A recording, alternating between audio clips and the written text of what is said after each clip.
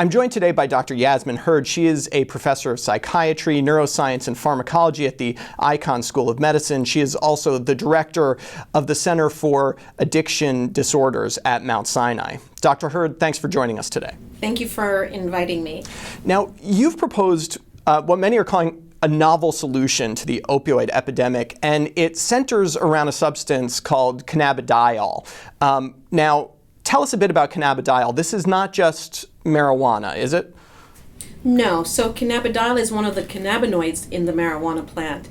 So THC, which everyone knows, produces the euphoria, the high, and it's the highest ratio in the marijuana plant. Cannabidiol used to be like the second highest cannabinoid in the plant, and that's gone down on the street plants today. And cannabidiol we found to have no rewarding effects, but to inhibit heroin-seeking behavior in our animal models that we then have started to translate into our human clinical studies. So cannabidiol doesn't have the euphoric effects. Are there any pleasant effects? Are there any addictive properties of cannabidiol that may differ from THC?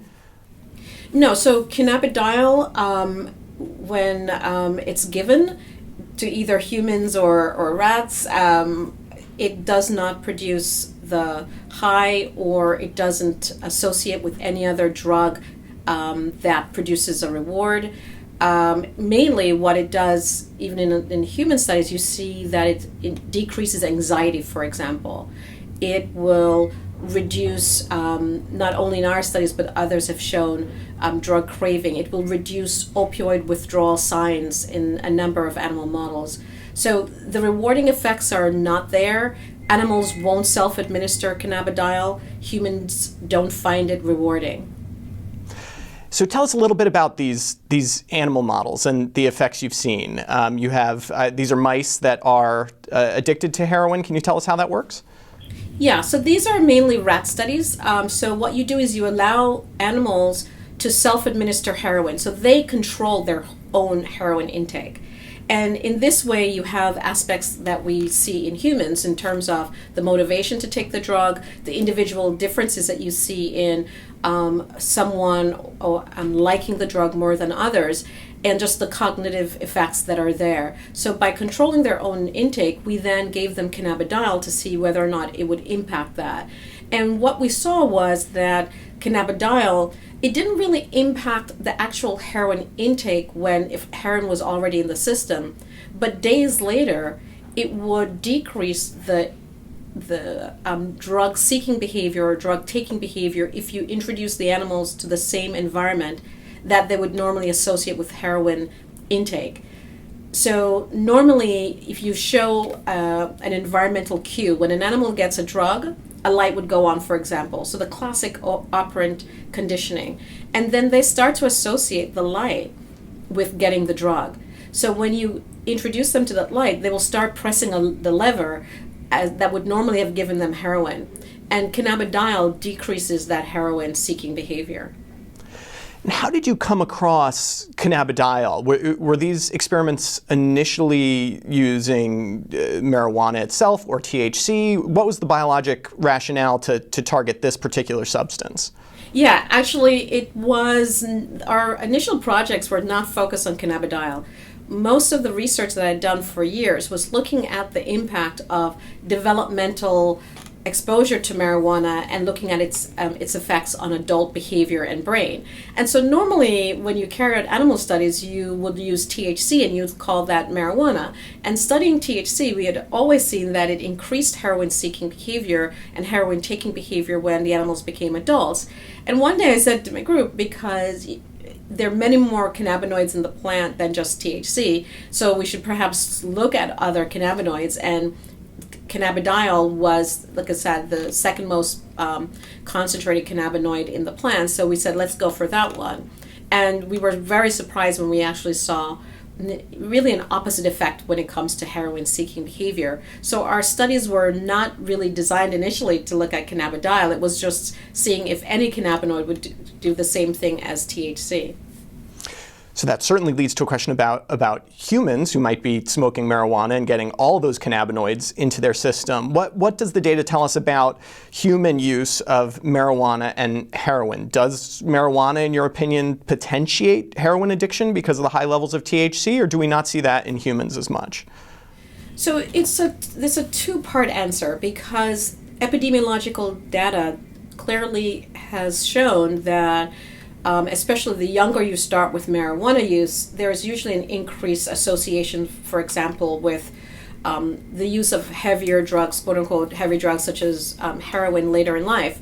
And that's been the controversial gateway hypothesis, because we clearly know that many people will smoke marijuana and not go on to have any addiction disorders later in life. But it was just looking at the temporal pattern of people who are heroin abusers. What did they start with first? And so that association has been there. Animal models have validated that the early THC exposure does increase a heroin self-administration. But that's the developing brain. When you look at the adult brain, we actually don't see that greater sensitivity necessarily. And as said, if adults are smoking marijuana, you see in some states right now that have legalized marijuana that those states have a decrease now in opiate use, opiate overdose deaths, and there are some retrospective studies of clients in the dispensaries when they've increased their marijuana intake for chronic pain, for example. You've seen that there's been a decrease in their opioid use. So the developing brain may be differentially sensitive to marijuana than the adult brain and an adult with an opioid use disorder. So when people are smoking marijuana, there are also different strains of the marijuana, and marijuana strains that have more cannabidiol might be more effective. And this is one of the things we don't know, because there's very little evidence-based research to start really teasing apart what particular strains of marijuana, what particular populations, individuals may benefit from the marijuana. But clearly there's some interaction there that I think needs to be explored. So you're setting up a really interesting dichotomy, a sort of yin and yang between THC with its euphoria-inducing and potentially anxiety-inducing effects, and cannabidiol, which doesn't have the euphoria and potentially is anxiolytic. It sounds like THC, because that's the thing that leads to euphoria, is being bred more and more into the strains we see. Is that true in terms of medical marijuana dispensaries and even recreational dispensaries as well, or is that street marijuana? In other words, can I go to a dispensary and say, hey, I want the strain that has a bit more cannabidiol in it? Yes. So a lot of the dispensaries, in fact, that's one of their advertisement is that you can really find the strain to fit your particular symptom.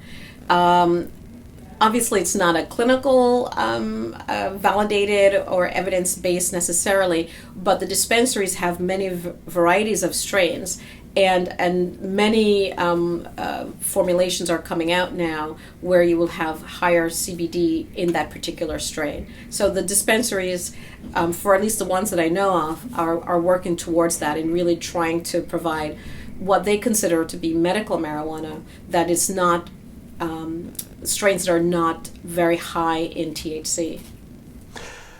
I'll ask you about a political question here, which is not something we usually go into, but the press secretary, Sean Spicer, had mentioned that the administration would potentially crack down more on decriminalization and legalization of marijuana at the state level, and he cited the opioid epidemic as a reason for that crackdown. From what I'm hearing from you, it doesn't sound like you would agree with that logic. Is that the case? This is clearly a hot button topic and a difficult one to really tease apart. But clearly, as I said, a number of the epidemiological studies don't show that there's an association between the opioid epidemic, at least, and marijuana use. If in fact it's showing that marijuana, and perhaps it's the cannabidiol strains, are associated with reduced opioid intake. When you talk about legalization from the state to state, for me, I mainly care about the developing brain. And so teens and so on getting exposure, and even young kids you see more and more getting exposure to the drug, because we know that the developing brain, marijuana has a different impact than on the adult brain. So these legal and political issues. I do think that we need a federal policy that allows for research to develop evidence-based treatments and evidence-based policy, so that Congress and the lay public and physicians can better treat and understand the impact of marijuana, good, bad, or otherwise. But I think without having a federal policy to make it easier for scientists and physicians to conduct research, we're going to still be in this kind of no man's land where one state wants to do one thing and another state not, and the federal government giving mixed messages. So hopefully we can get towards a more cohesive policy on being able to develop medical marijuana for true symptoms, true diseases that people need help with. Well, Dr. Hurd, it is truly a fascinating area of research. Congratulations on your work so far, and we look forward to seeing more of this type of work in the future. Thanks so much for joining us. Thanks very much.